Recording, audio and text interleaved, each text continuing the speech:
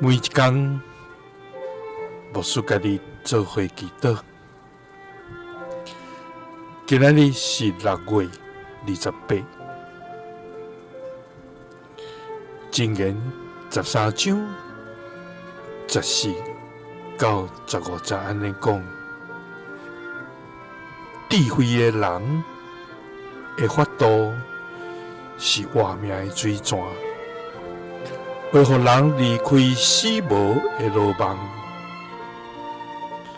善良的聰明，予人得到穩定；奸詐的人的路是坎坷。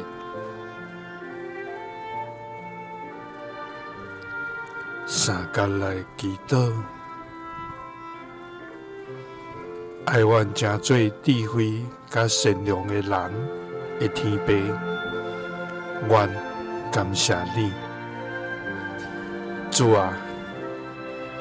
你是全知、全能、全善的上帝，你是生命的源頭，是智慧的賞賜者，也是引帶阮行永活道路的牧者。主啊，你的慈愛線到永遠，你的信實直到萬代。主啊，阮感謝你，你用恩典扶持阮，用真理光照阮，願一切榮耀、尊貴、權柄，攏歸予你。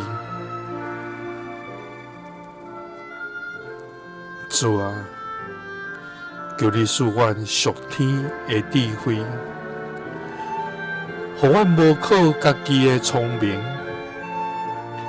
乃是凡事敬畏你，追求你的旨意。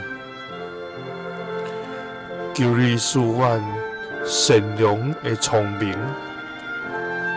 予阮的言語、思想甲行為，攏通榮耀你，予阮用疼心講話誠實，用溫柔回應衝突，用智慧面對挑戰，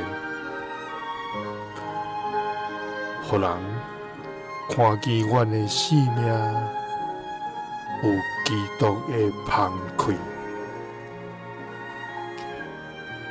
祈禱是奉主耶穌基督的聖名，阿們。耶穌聽你，賜你平安。